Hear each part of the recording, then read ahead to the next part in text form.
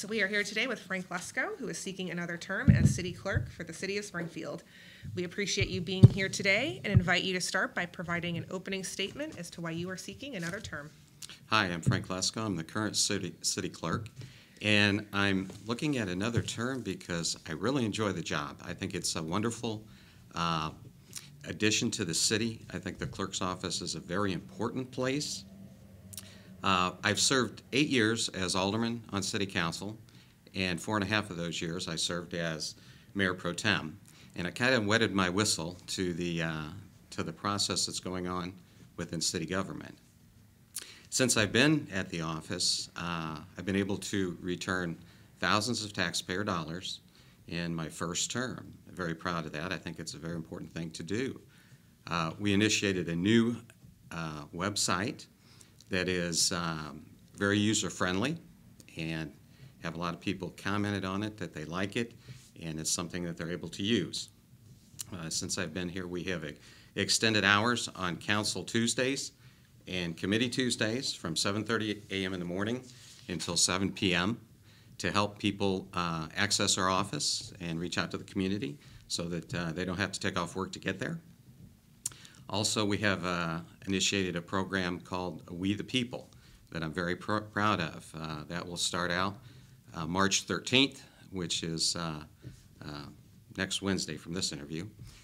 And very proud, people will be able to vote along with the aldermen on how they feel about certain ordinances and things going on within their community. And those results will be given to the aldermen and to the mayor to help our government be a little more visible, a little more open, so that everybody knows what's going on in the community, and the alderman and the mayor know what the community thinks.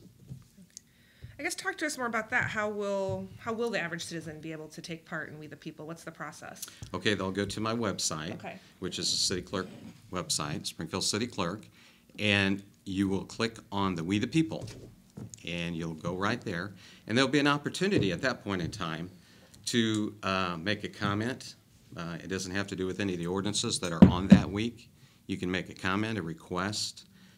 Some people have been intimidated about coming in front of the council and talking because of the cameras and because of the council. They get intimidated.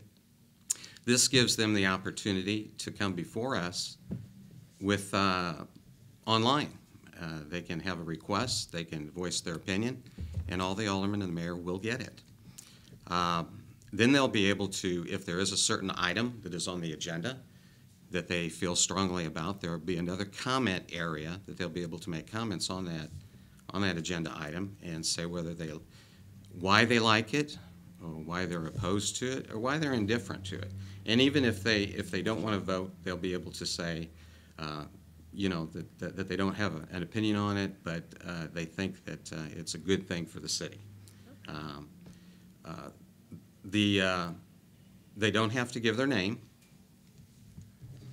We ask for a name, a ward, and a email address. They don't have to. We encourage that because this is information. It's a tool that the aldermen and the city council will be able to use to better serve the public. So we ask them to leave their name, but they can make a vote on a certain item, and with that item, if it will be counted, but it will be counted as an anonymous vote. And if they get back on and try to vote a second time through their IP designation, we'll be able to know that. So they'll only get one vote.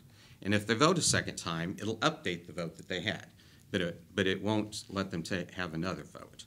Okay. So, like how much? Wouldn't they be able to maybe use a different device though? They could. Okay. Yeah. It's not necessarily a foolproof thing. Yeah. Where if you wanted to go to the extent, yeah, you could get with another device and do it. Okay. But again, you'd be doing it anonymously, and the anonymous votes will be taken with a grain of salt. Okay. How long will people have how long will people have to weigh in on a certain? They'll have about a week. Okay. When it goes to committee, yeah, we don't know which items that the alderman will go ahead and send on to full council. So we have to wait till then, and they will go ahead and the council will vote on it. And if they send us to full city council, we will immediately upload it to that site where they're able to take a look at it. So it should be Wednesday after the Tuesday meeting, and they'll be able to discuss it and look at it at that point in time, and have up until that Monday to vote on it. And this is a work in progress that we're putting it out there, and there's always ways to tweak it.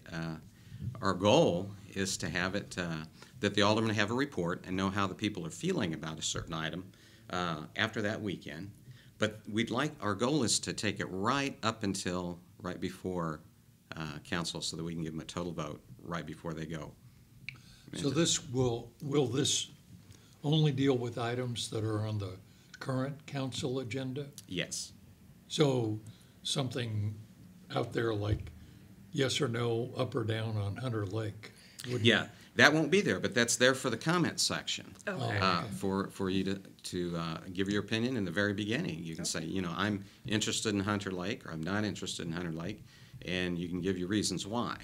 And it's a pretty big area, so you'll be able to leave a pretty lengthy opinion on it. Where did you get the idea for doing this? Well, it came to me in September of last year. I had a couple that would come to City Council very frequently, and they were very involved in the community.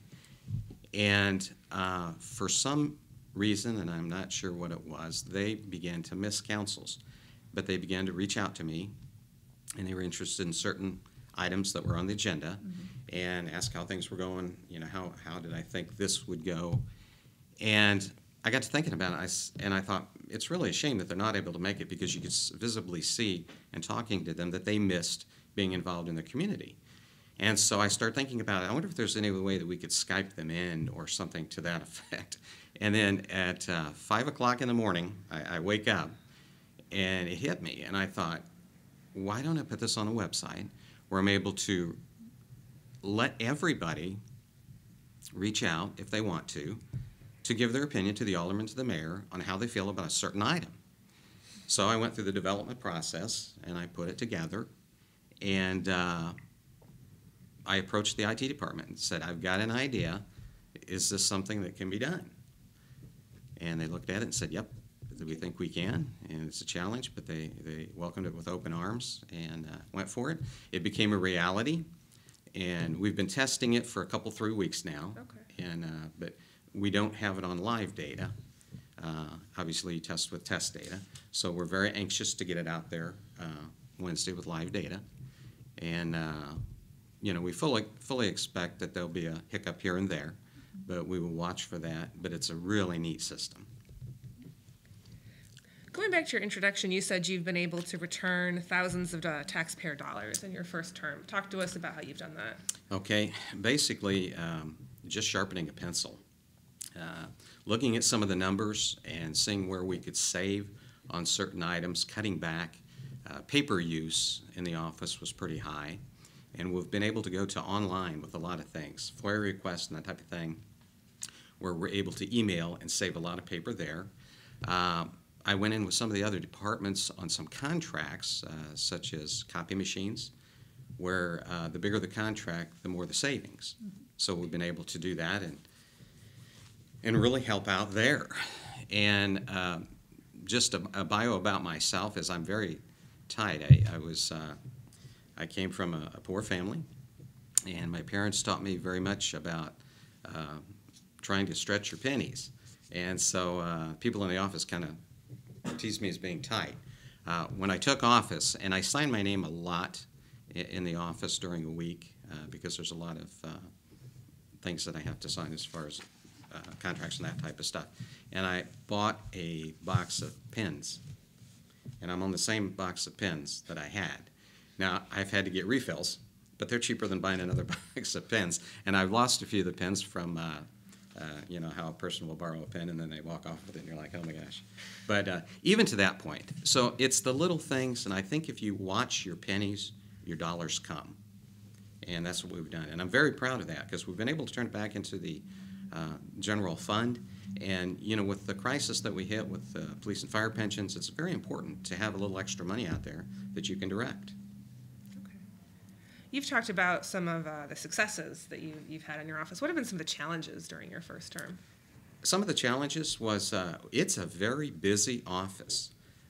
From the outside looking in, you think, well, city clerk, there's probably not a lot going on. But when you get there, there's something always going on.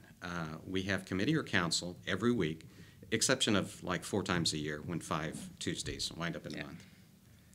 But we're working on the committee, we're working on the council, we're working on FOIA requests coming in, which we get about 100 of those a week. We're working on birth certificates and death certificates. We're working on business licensing. So we're going all the time. So that was one of the challenges when I hit. It was a very busy office, remains to be a busy office, and we're even taking the opportunity to make it even busier. The clerk's office is responsible for a lot of functions, and I think most people know that you're probably the keeper of various records, but what do you think the average Springfield resident doesn't understand about your office that you wish they did? That's one of my goals, actually, is education of what the city clerk's office actually does. A lot of times when people come through the door, they're like, well, I didn't realize you did this. A lot of people don't realize that we have birth certificates. So when they come to the office, we are able to offer them to them. And ours are cheaper than they get them other places, so that's kind of a nice thing. And we have notary publics that we provide for the community. A lot of people don't realize that. And but that's one of my goals is on the website to have an area where we can educate people and make it a lot of people come to the clerk's office first. Yeah. Because they do have it in their mind that they can get the information on where they need to go. So we try to help out in all aspects that we can. And so I'd like to have that part as our website. And again, our website is new, and it's something that we can expand, and that's another thing that we'll be doing in the future is expanding it and putting more opportunities out there for the community. Your opponent in this race was your opponent in 2015 as well, and she has said she would make the office more transparent and efficient if she was clerk. How have you improved, or how do you feel you've improved transparency during your term? Well, number one, I think we the people is going to be a big transparency issue. We've made a priority number one when people come in with FOIA requests to get them out as quickly as we can. Most of the stuff when people come into our office, we let them have it. Any information that we can get for them. Now, when we're dealing with other departments, they may have to redact things that are private, personal, that can't be put out. But anytime anybody asks us for anything, we put it out there. So we've made it open to anyone, and I think the website makes it more transparent. And I believe that just our openness and willing to meet with anybody at any time, and staying late if we need to, coming in early if we need to. Are there additional things you'd like to do if given another term to further increase transparency? Well, again, like I said, my website, I'd like to expand it. Okay. There are items there that we have to be very careful about. I'd like to possibly look into housing issues, violations, that type of thing, getting it out on the website so that people know if there's trouble in some areas. I met with the IT department on this subject in I wanted to take everything that we had and put everything out there on the website. And when I met with the IT department and the director, he said, well, now you understand that everything we put out there has a cost to it. So we have to be very careful. About every 3 years, it costs nearly $1 million for storage. And a lot of that storage are very important records like police and fire that they have to keep. So what we want to do as far as storage, we want to prioritize things and make sure it's items that the public needs and wants. If you have something up and you have one hit and it's 12,000 pages, I'm not sure that it's cost efficient to do it that way. So we're going to be working on that in the next term. So what would the idea be behind posting housing violations? Well, it would be more openness. If you're living next to a person, and this has happened quite often, where we'll get a call, and we've referred them to the proper department. But people are having trouble with their neighbor. They're burning. They have garbage outside. And they say, I call and I call and I call and I turn it in, and nothing ever happens. Well, there's a process that they have to go through, like a 10-day notice, and they give them 10 days to clean it up or to stop.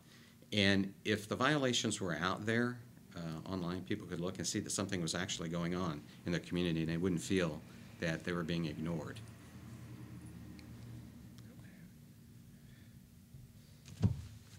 Okay. When you were elected in 2015, you told the newspaper there were several initiatives you wanted to accomplish, so I wanted to kind of check in to see what some of the status of those were.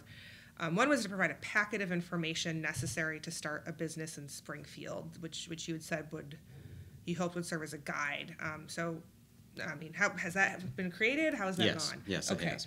And actually, that is one of the things that we're looking at putting on our website also. But we have a guidelines if you come to Springfield and what directions you can go and what you will need to do as far as even down to going to the Department of Revenue and what some of the banks for financing, and then securing your name to the Secretary of State's office. So yes, we have a guide for that.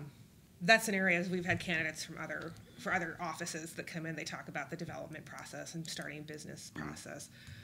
What's the feedback on there? Because what we've heard from both, sitting city officials as well as challengers is that it's difficult to start a new business here in town.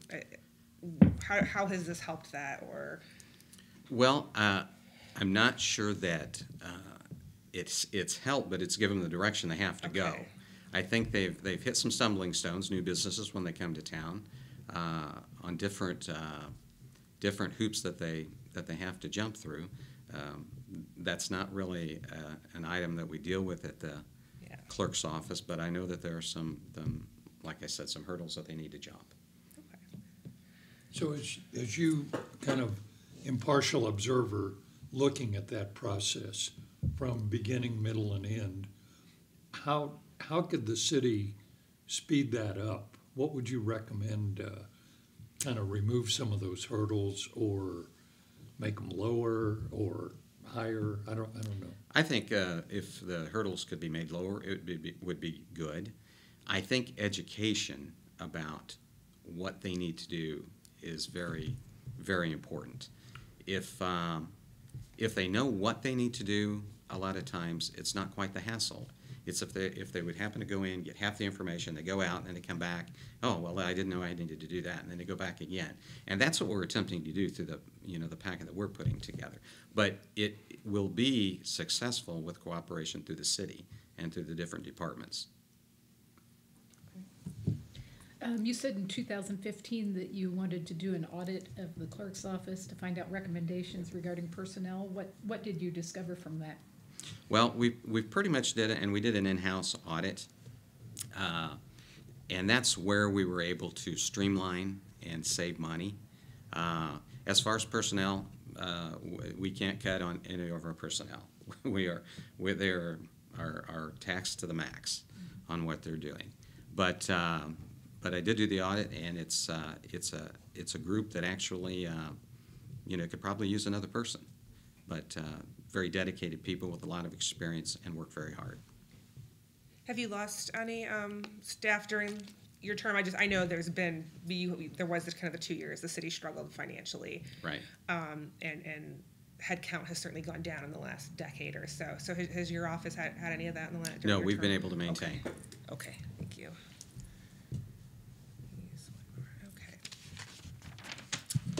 Okay. You also said back then that you wanted to provide tutorials on FOIA requests. Were you able to do that, and how has that gone? And that's part of the process of what we've done, and we've done it person to person. Okay. And that's how we have reduced paper costs. And I'm a tree guy, so I like to save paper wherever I can. And so we've been able to encourage people to do things online. Let us email you the proper things, and you can print them off. So that has worked very well for us, and it's worked to reduce a lot of our paper usage. Is there additional education that can be done about FOIAs? I think. Well, basically, how they fill things out. Okay. And so what we've done is we've set up a kiosk in our office where the people can come in. Now, it's a twofold thing that we've done. Number one, people that don't have computer access and internet ability are able to come in and use it. But secondly, people that are having difficulties online or maybe don't understand how to do it, we're able to walk them right through it with that. I just think that can be an area that's confused, how to do Yes. the FOIA. I mean, Very much so. journalists were used to it a little more, but I don't know that the average citizen is. So if you're doing more of that online, I know at one point you had talked about using like flash drives, Right. possibly. Has that? I have not done that. Okay. We have the email has tend to work for us. Okay. And so we've concentrated on that. And that's where we've really based it. And I was, I think that's a better way to do things. Okay.